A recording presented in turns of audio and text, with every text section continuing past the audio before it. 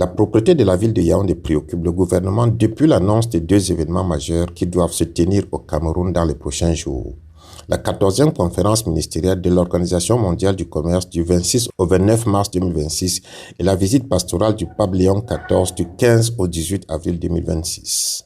C'est dans cette perspective que la ministre Ketia Koutes de l'Habitat et du Développement urbain n'a pas digéré que les travaux d'aménagement d'un tronçon à Yaoundé qui sera emprunté par une des délégations traînent à quelques jours de l'arrivée d'une mission avancée. D'urgence, elle a envoyé une entreprise sur le chantier le 20 mars pour rattraper ce qui peut encore l'être, au détriment de celles initialement commises par la mairie de la ville de Yaoundé, mais dont le rythme d'exécution ne rassurait pas. Les envoyés de la ministre ont rencontré sur le site une résistance des premiers travaillant sur le site, ce qui a entraîné une rixe impliquant les forces de l'ordre venues au secours. Les nouveaux sur le site se sont retrouvés dans les locaux de la mairie de la ville où la ministre est venue les libérer de force. Battant de portes bousculées, menaces verbales et autres attitudes ont ponctué l'expédition libératrice de Ketia Koutes pour qui la mairie de la ville veut humilier tout un pays. Au demeurant, la scène n'avait rien de louable pour l'image du Cameroun. Les choses de dernière minute, diraient certains. On en arrive là parce qu'il faut désormais faire vite. Et dans ces contextes, généralement, toutes les règles sont brisées, comme le dit le Code des marchés publics au Cameroun, qu'en cas d'urgence, les marchés sont passés de gré à gré. Et dans la précipitation, tout peut arriver, surtout des erreurs. Les questions sont: pourquoi y a-t-il urgence maintenant? Que faisait-on en temps normal? Doit-on attendre l'annonce d'une visite ou d'un événement pour se précipiter à faire la toilette de la ville? Et ceux qui y habitent tous les jours, n'ont-ils pas aussi droit à la vie? Pour faire un bref rappel, depuis 1970, le Cameroun n'avait plus abrité une Coupe d'Afrique des Nations jusqu'en 2014 quand il obtint l'aval de la Confédération africaine de football pour abriter l'édition de 2019.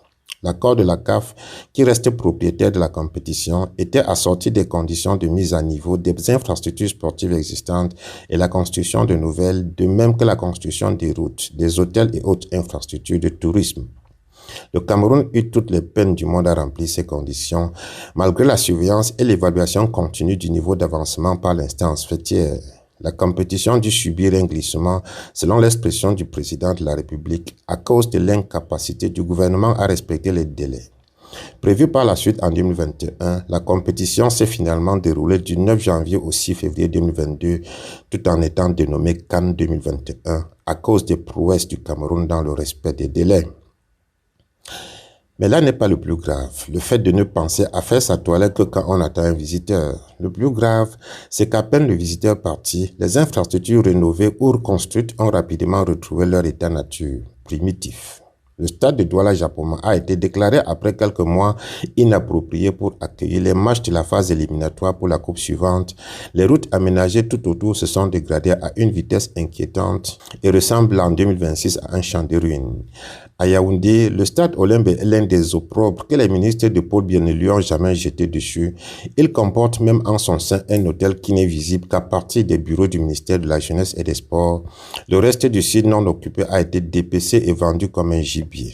Bref, après la CAN 2021, programmée en 2019 et juin en 2022, les Camerounais se sont rendus compte que le gouvernement leur avait vendu moins que du vent, mais de la poudre.